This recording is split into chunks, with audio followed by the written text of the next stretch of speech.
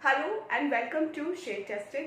मैं हूँ शिखा और आज की वीडियो है थोड़ी सी म्यूजिकल एंड थोड़ी सी इंटरेस्टिंग। क्योंकि आज हम पढ़ने वाले हैं अपना फिगर ऑफ स्पीच, जिनको हम हिंदी में बोलते हैं अलंकार। ये हमारे डिफरेंट टाइप के होते हैं, आपको पता है, उपमा अलंकार, रूपक अलंकार और ये सब। आज हम ऐसे ही 7 फिगर ऑफ स्पीच के बारे में पढ़ने वाले हैं। लेकिन अब आपका बेसिक क्वेश्चन होगा कि मैम ये फिगर ऑफ स्पीच आखिर होती क्या है और इससे हमें लैंग्वेज में क्या फायदा होता है। तो my dear students, figure of speech वो होती है जिससे आपकी स्पीच में, आपकी लैंग्वेज में निखार आता है। अब मान लीजिए मैं आपसे कहूँ आपका चेहरा बहुत सुंदर है, आपके बाल मतलब आपके जुल्फे बहुत ही सुंदर हैं। ये बात मैंने बोल दी प्लेन तरीके से, लेकिन क्या इतनी इफेक्टिव लगी ये बात अगर मैं आपसे बोलूं इस तरह? हो चेहरा है या चांद खिला है, जुल्फ खनेरी शाम है क्या, सागर जैसी आंखों वाली, ये तो बता तेरा नाम है क्या। तो देखा आपने, इसमें हीरो ने हीरोइन का नाम पूछने के लिए, केवल उसका नाम पूछने के लिए उसकी तारीफ की है। उसने सिंपल ये नहीं बोला कि आपका चेहरा सुंदर है, उसने बोला चेहरा है या चांद खिला है, मतलब तुम्हारा चेहरा चांद के जैसे है और आंखें तुम्हारी सागर की लहरों के जैसे है और जुल्फे है घना बादल। तो इस तरह से उसने क्या किया, अपने ही शब्दों को थोड़ा सा अट्रैक्टिव बनाया, अपनी ही बात को थोड़ा सा एक्सप्रेसिव बनाया, जिससे हीरोइन भी खुश हो जाए और उसका काम भी हो जाए।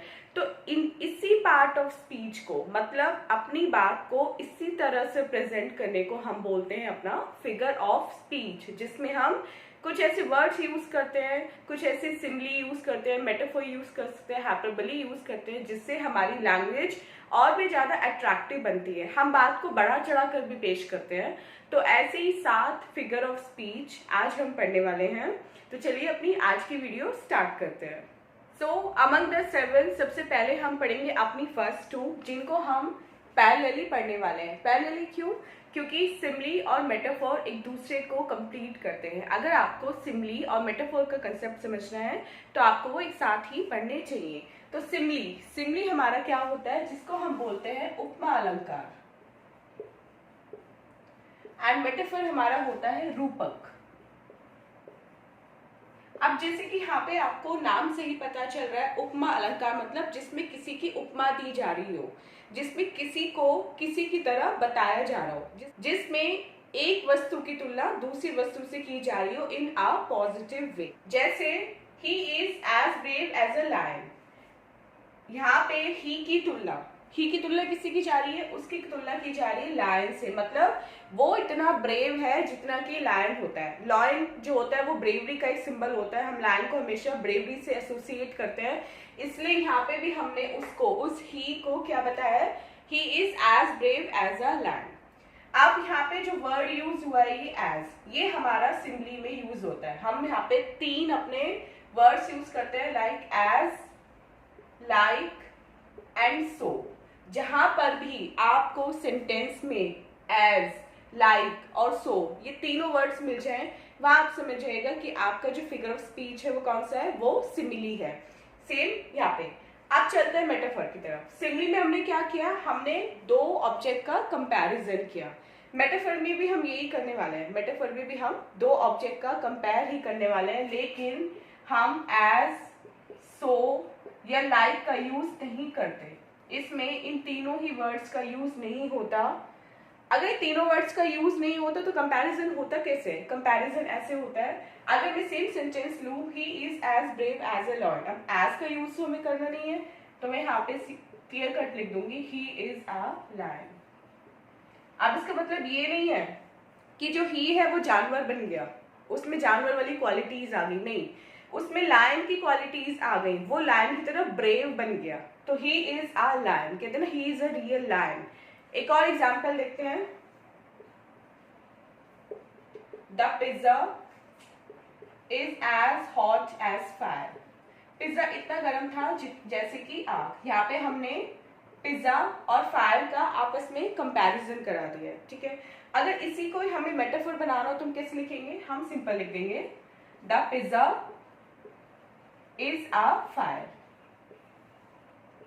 पिज्जा एक आग था। आप इसका मतलब ये नहीं कि पिज्जा आग बन गया या पिज्जा में से आग निकलने लगी। यहाँ पे वो सिर्फ बता रहा है, वो अपनी बात को थोड़ा एक्सप्रेसिव वे में प्रेजेंट कर रहा है कि जो पिज्जा था वो इतना गर्म था जितनी की आग होती है। और यहाँ पे हमने बताया कि जो पिज्जा है वो इतना गर्म था जितनी की आग।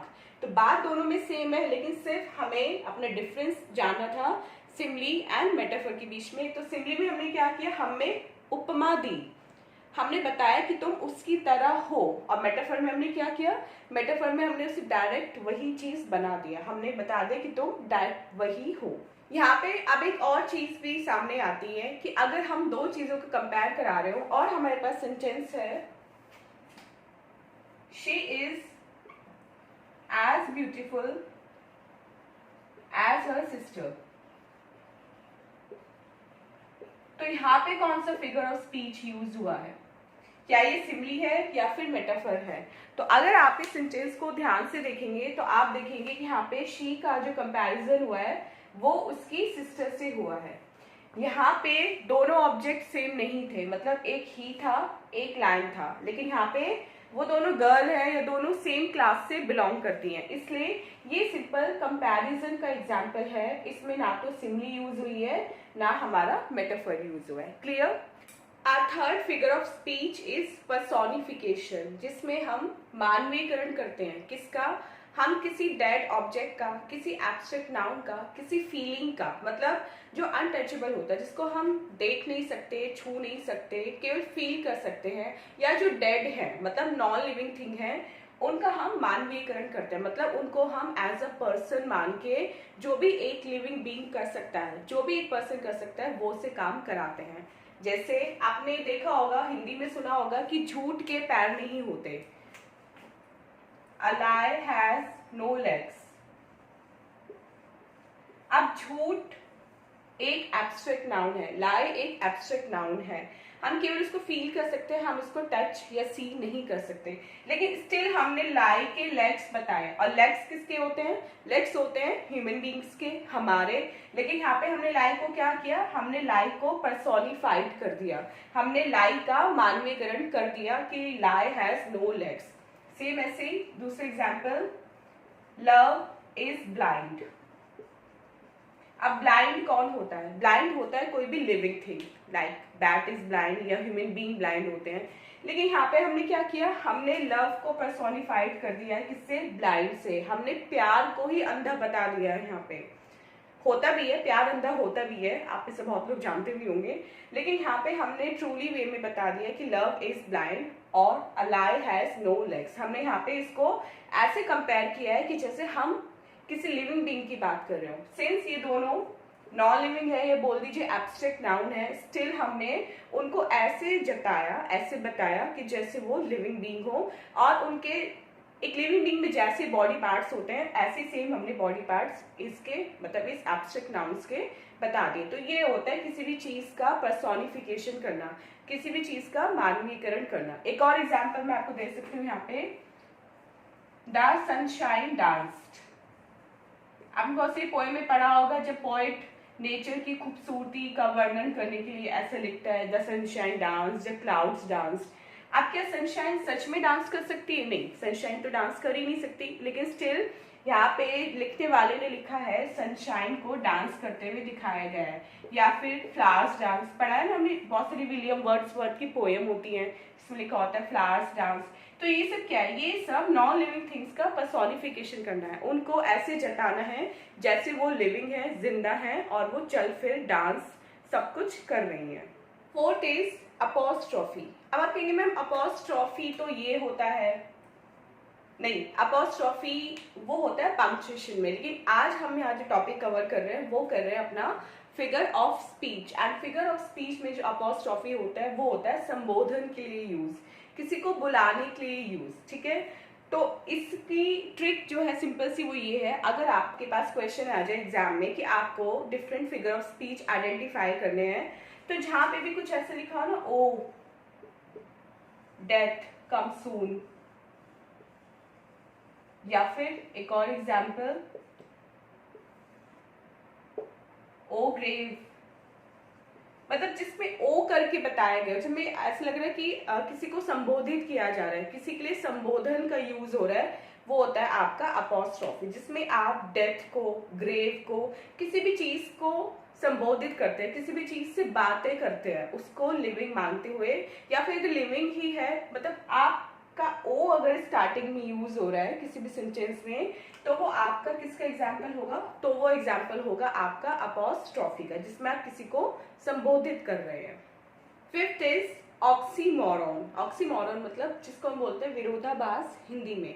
अभी ऑक्सीमोरॉन क्या होता है? ऑक्सीमोरॉन होता है जब हम किसी भी टू ऑब्जेक्ट्स में कंपेयर कर रहे हैं, ये टू ऑब्जेक्ट के बारे में बताएं, और वो दोनों ऑब्जेक्ट आपस में विरोधाभास प्रकट कर रहे हो, मतलब एक दूसरे से बिल्कुल अलग हो, बिल्कुल अपोजिट हो, उनमें कंपैरिजन पॉसिबल है नहीं, उनकी बातें करना पॉसिबल है नहीं, लेकिन स्टिल हम ऑक्सीमोरॉन फिगर ऑफ स्पीच का यूज करके उनमें कंपेयर बिठाते हैं, उनकी बातें करते हैं। जैसे life is bitter sweet.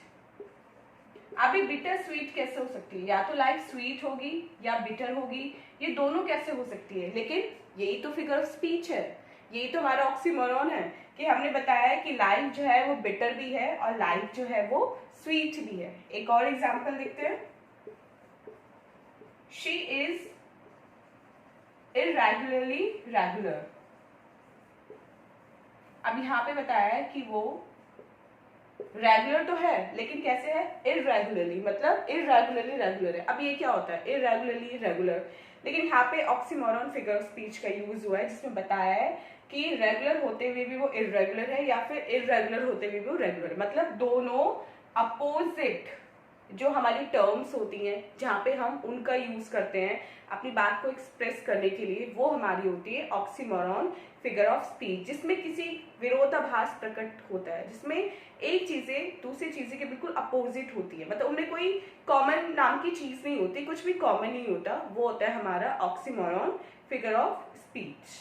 Our sixth figure of speech is hyperbole, that is अतिशयोक्ति अलंकार। अब अतिशयोक्ति अलंकार से, जैसे आपको नाम से पता चल रहा है, जिसमें हम किसी भी चीज की अति कर देते हैं, बहुत एक्सेजरेट करके हम चीजों को बयान करते हैं, वो होता है हमारा हाइपरबोली। जैसे हम बोलते हैं ना कि यार तूने मेरा फोन नहीं उठाया, मैं तुझे कम से कम 1000 बार फोन कर चुका हूँ। क्या ऐसा लिटरली पॉसिबल है कि आप किसी को 1000 बार फोन करें या 1000 बार मैसेज करें? नहीं ना। लेकिन सिंस या तो आप गुस्से में होते हैं, या फिर हमारी ह्यूमन टेंडेंसी होती है कि हमें थोड़ा बहुत बातों को बढ़ा चढ़ा के बोलना आता है, हमें अच्छा लगता है कि हम बातों को बढ़ा चढ़ा के बोलें। क्यों? इससे सामने वाले पे थोड़ा ज्यादा इफेक्ट पड़े, इसलिए तुम बोलते हैं कि मैं तुझे 1000 बार फोन कर चुका हूँ। आप ये तो बोल सकते हैं मैं तुझे 3 बार फोन किया, लेकिन 3 बार और 1000 बार कितना बड़ा डिफरेंस है। सुनने वाले को भी लगेगा कि हाँ यार सच में इसने तो मुझे 1000 बार कॉल कर दिया है, और वो खुद में गिल्टी फील करेगा कि मैंने उसकी कॉल एक बार भी नहीं उठाई। लेकिन ये आपको भी पता है और उसको भी पता है कि 1000 बार तो आपने कॉल की ही नहीं है, और ना 1000 बार उसने कॉल देखी या मिस कॉल्स उसके पास हैं। तो लेकिन यहाँ पे आपने क्या किया? आपने अतिशयोक्ति अलंकार का यूज किया, आपने अपनी बात को बढ़ा चढ़ाकर बोला। आजकल बादशाह का एक सॉन्ग काफी ट्रेंड में है, पहले सॉन्ग सुनते हैं, उसके बाद मैं आपको बताती हूँ कि कैसे उस सॉन्ग में भी हमारा हाइपरबोली यूज किया गया है। सैया ने देखा ऐसे मैं पानी पानी हो गई,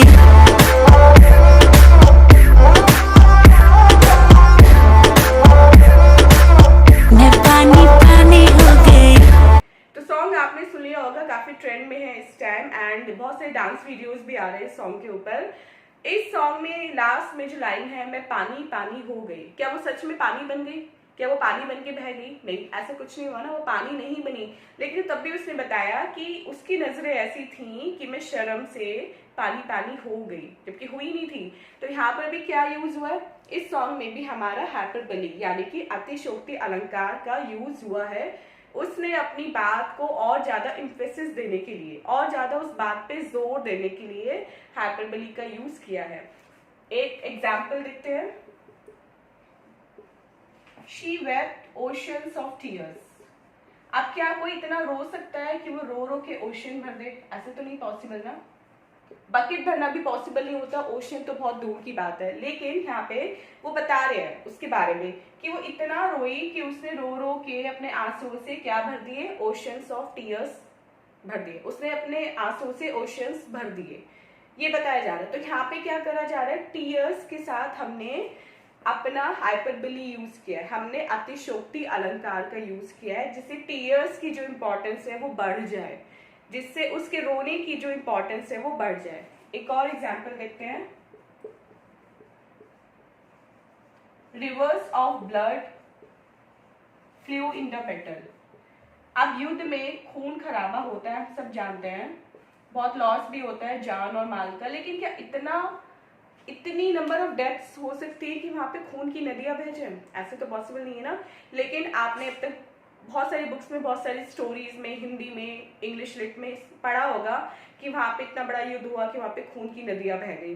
लेकिन क्या वो नदियां सच में बही? वो नदियां सच में नहीं बही, केवल वहां पे जो ध्वंस हुआ, वहां पे जो युद्ध हुआ, उसको विस्तार से बताने के लिए, अपनी बात को और ज्यादा इम्फेसिस देने के लिए बोलने वाले ने ये बोला कि भाई वहां पे खून की नदियां बह गई, जबकि ऐसा कुछ नहीं हुआ था। खून की नदियां बहना सच अ बिग थिंग, ऐसा कुछ कभी हो नहीं सकता, लेकिन स्टिल बोलने वाले ने अतिशयोक्ति अलंकार का यहाँ पे यूज किया है। आज का हमारा लास्ट फिगर ऑफ स्पीच है ओनोमेटोपिया, जिसको हम ध्वनि सूचक भी बोलते हैं। बहुत सिंपल सा है, इसमें आपको किसी भी हिंट या किसी भी ट्रिक की नीड नहीं है। जहां भी आपको किसी जानवर की या किसी भी और लिविंग बीइंग की आवाज का रेफरेंस दिया जाए, या सेंटेंस में कुछ ऐसा लिखा है जहाँ पे आपको किसी की आवाज पता चल रही है, जैसे the duck quack, the duck quack, वो कहीं भी क्वैक कर रही है, उससे मतलब नहीं है सिर्फ ये 2 वर्ड डक क्वैक, ये आपके होते हैं ओनोमेटोपिया, मतलब ध्वनि सूचक, जिसमें आपको नॉइस पता चल रही है, जिसमें आपको किसी भी चीज की साउंड पता चल रही है, वो होता है हमारा ओनोमेटोपिया। जैसे द बीज हम, यहाँ पे बीज की साउंड पता चल रही है, the cat muse.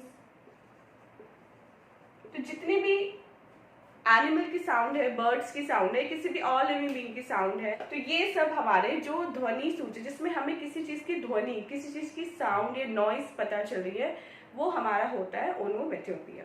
Students, this was a video. I hope आपको वीडियो म्यूजिकल के साथ साथ इंटरेस्टिंग भी लगी होगी, एंड आपको सातों के सातों फिगर ऑफ स्पीच ये आपको क्लियर हो गए होंगे, एंड आप एग्जाम में आप कहीं भी कंफ्यूज नहीं होंगे कि अगर आपके पास आइडेंटिफिकेशन के लिए आ जाए क्वेश्चन कि identify the figure of speech in this sentence, तो आई एम श्योर कि आप 100% उस क्वेश्चन को अटेम्प्ट कर लेंगे।